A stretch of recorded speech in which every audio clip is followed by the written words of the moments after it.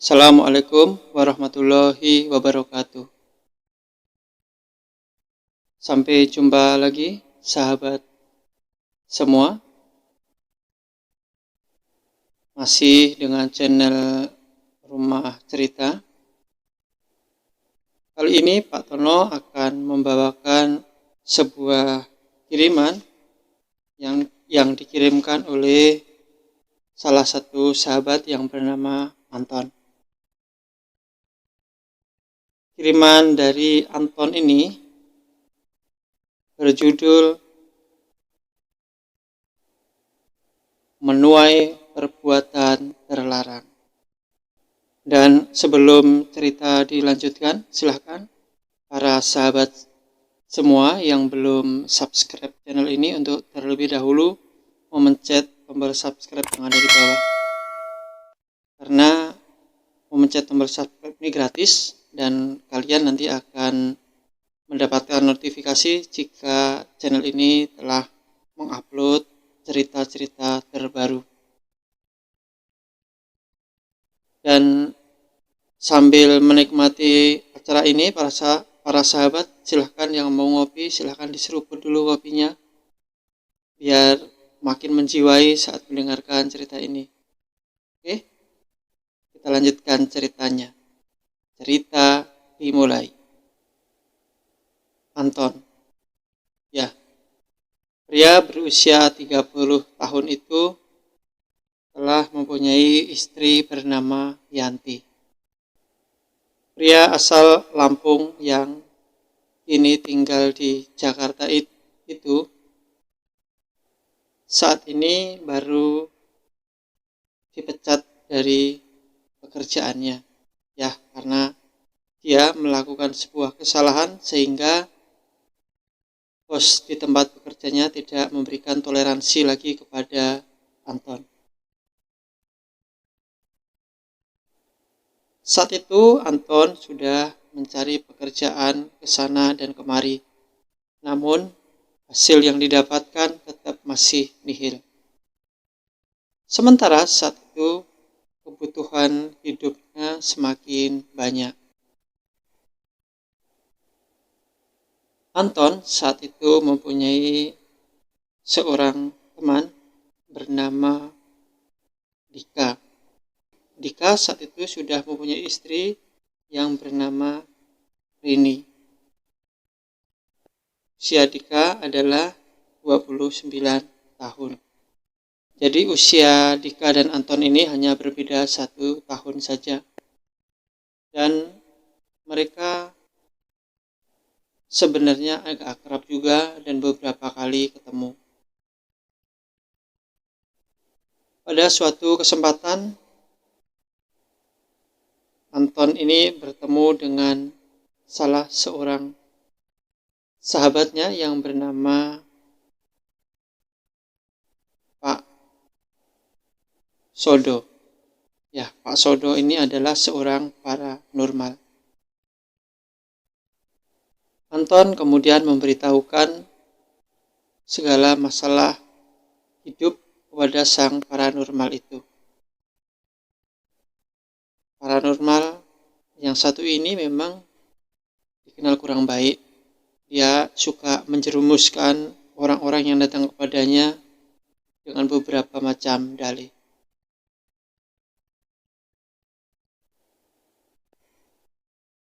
Pak Sodo, gimana nih Pak? Hidupku makin berantakan aja belakangan ini.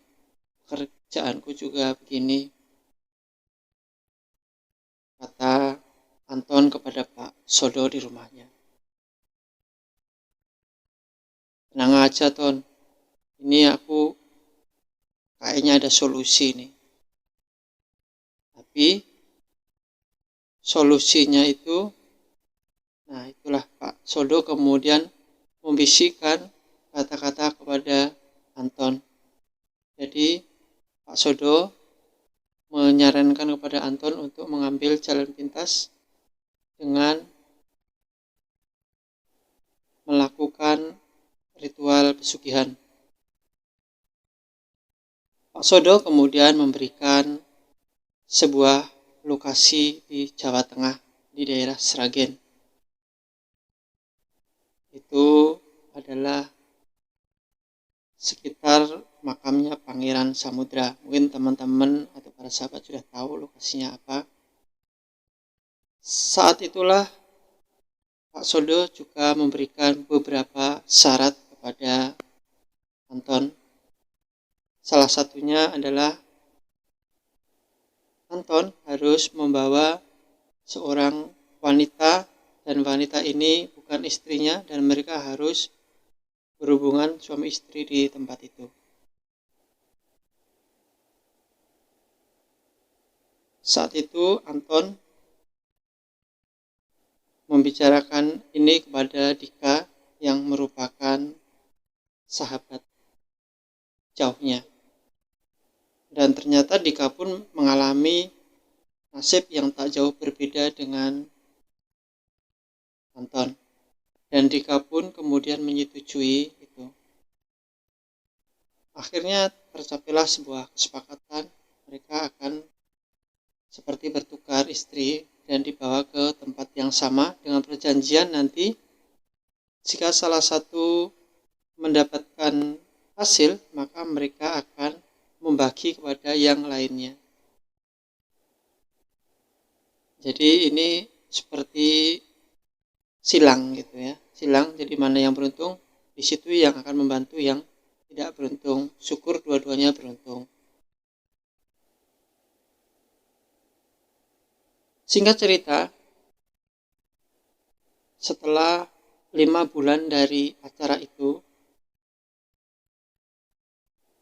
ternyata Antonlah yang beruntung, sedangkan Dika tidak beruntung.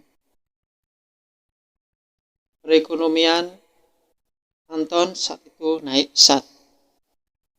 Berbagai macam usaha dan kekayaan telah dimiliki oleh Anton. Namun ternyata Anton ini memiliki sifat yang kurang terpuji, di mana dia melupakan janjinya kepada Dika. Dika saat ini yang hidup kesusahan dengan Rini masih saja hidup terlunta-lunta, sedangkan Anton dan Yanti saat ini sudah bisa dibilang kaya raya. Pernah pada satu kesempatan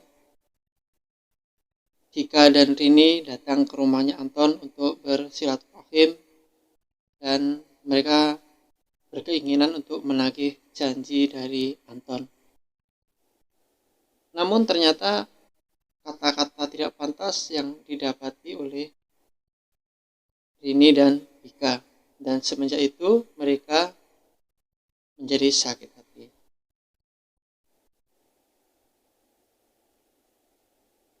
Dika dan istrinya Rini kemudian datang ke rumah Mbah Sodo yang dulu memberikan informasi tentang jalan sesat ini. Dan Mbah Sodo pun kemudian mengatakan jika salah satu melanggar pantangan ini, maka akibatnya akan didapatkan oleh mereka yang mengingkari. Sedangkan di tempat lain, saat itu Anton sudah hidup dengan berbagai macam kemewahannya.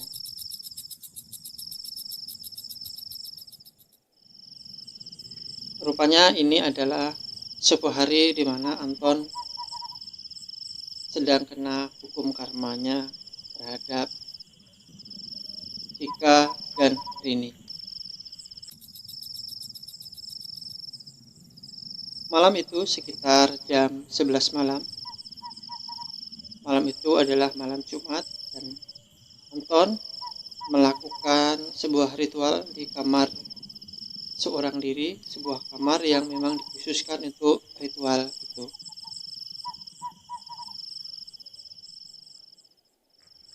Sepasang suami istri itu saat itu sedang di kamar dan melakukan ritual dengan cara mereka membakar kemenyan dan mereka membaca doa-doa tertentu.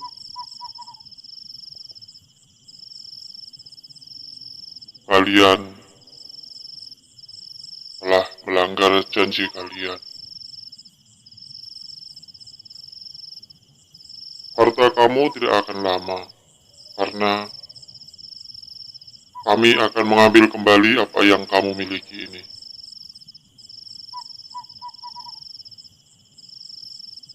Tunggulah dalam beberapa hari. Semua akan kembali seperti semula. Kata sebuah suara yang didengar oleh Anton dan Yanti. Anton dan Yanti saat itu langsung menyadari apa yang menjadi kesalahan mereka. Dan pagi harinya, sekitar jam 8 pagi, mereka mendapati informasi bahwa anak mereka yang bernama Wandi ternyata mengalami kecelakaan tabrakan sepeda motor, dan anak mereka yang baru berusia sekitar 4 atau 5 tahun ini tewas seketika karena saat itu anaknya sedang dibonceng oleh seorang tetangga mereka. Mendengar kabar bahwa anaknya itu telah meninggal, saat itu dia begitu heran dan begitu terkesiap karena ternyata apa yang dikatakan oleh Mbah Sodo benar-benar terjadi, dan juga apa yang didengar dari suara tadi semuanya langsung terjadi. Suara itu baru terdengarnya tadi malam.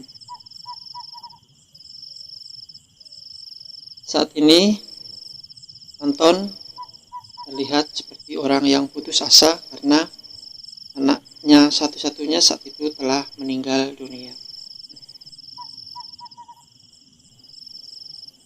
Dan malam harinya,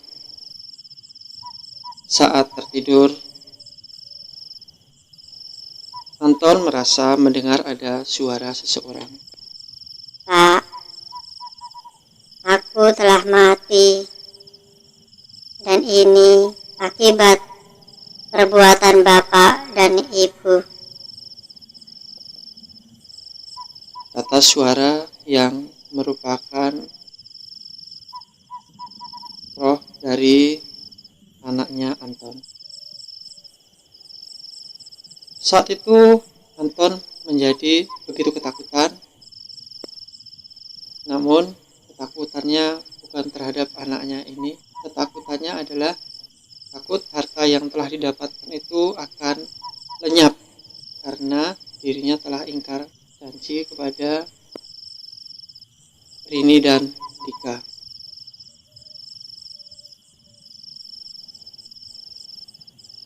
Hari-hari berikutnya, arwah anak Anton ini terus menggoda orang tuanya, terus mengganggu orang tuanya, dan arwah anak ini merasa sakit hati karena telah dikorbankan oleh kedua orang tuanya.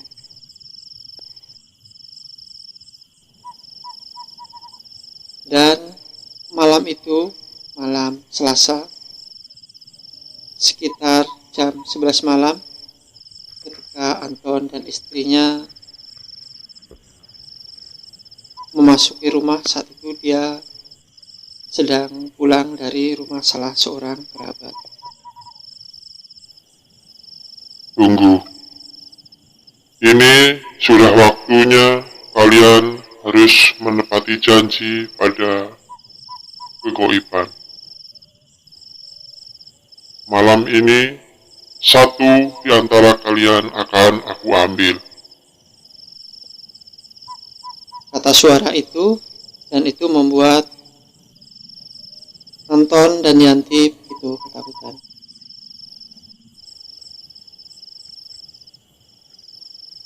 Anton saat itu langsung berlari masuk ke kamarnya dan disusul oleh Yanti.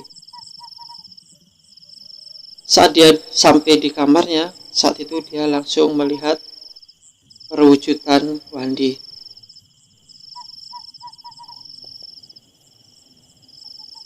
Pak, aku butuh teman, Pak. Aku tidak bisa sendirian.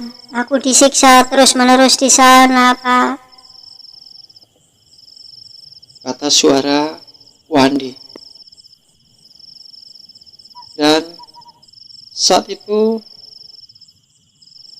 Wandi terlihat berjalan mendekati Anton. Saat itu Wandi terlihat mendekati ke arah Anton dan Wandi sepertinya ingin mencekik Anton. Anton saat itu berteriak sekuat tenaga, namun ternyata Yanti yang saat itu ada di sampingnya tidak mendengar teriakan dari Anton. Dan sekitar jam 2 malam,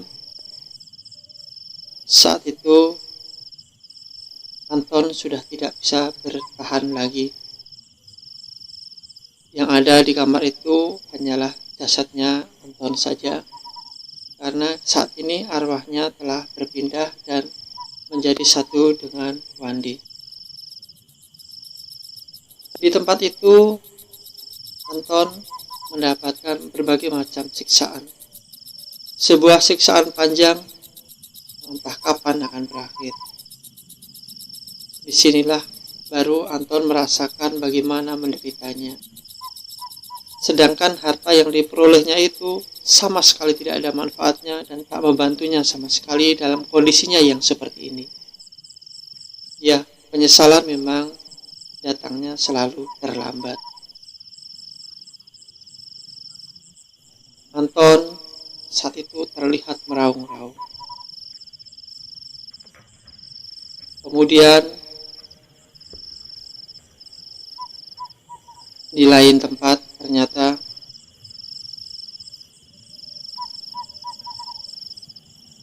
Dika saat itu juga bermimpi. Dalam mimpinya Dika bermimpi bertemu dengan Anton.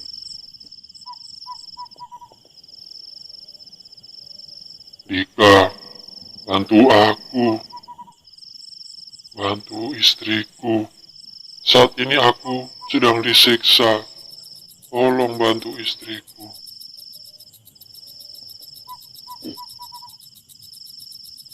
Kata suara Anton yang meminta bantuan kepada Dika. Namun saat itu Dika sudah terlanjur sakit hati kepada Anton. Maaf, aku tidak bisa membantu kamu. Aku pernah disakiti oleh kamu. Kalaupun ini terjadi, maka semuanya adalah buah yang harus kamu petik, kata Dika kemudian. Dan saat itulah Dika merasa didatangi oleh salah seorang kerabatnya yang telah lama mati. Dika, kamu telah terjerumus ke jalan yang salah.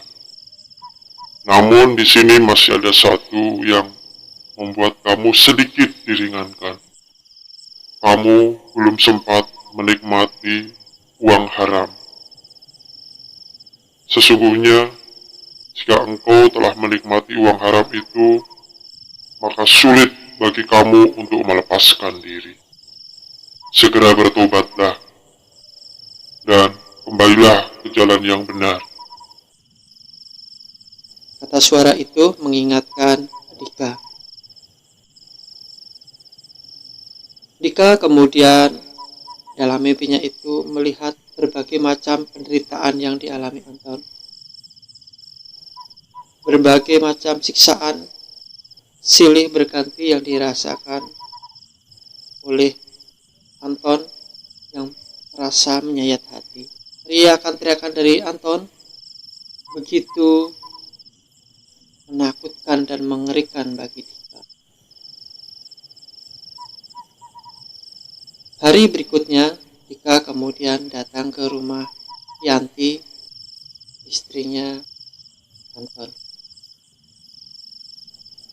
Saat itu dilihatlah oleh Tika, ternyata Yanti mengalami depresi.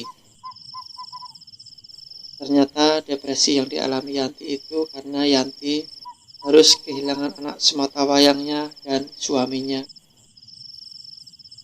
Dan harta yang didapatkan ini pun kemudian tidak ada gunanya lagi karena Yanti mengalami depresi sehingga Yanti tidak bisa menikmati harta yang didapat. Dan entah bagaimana ternyata harta-harta itu kemudian satu persatu lenyap dengan berbagai macam sebab.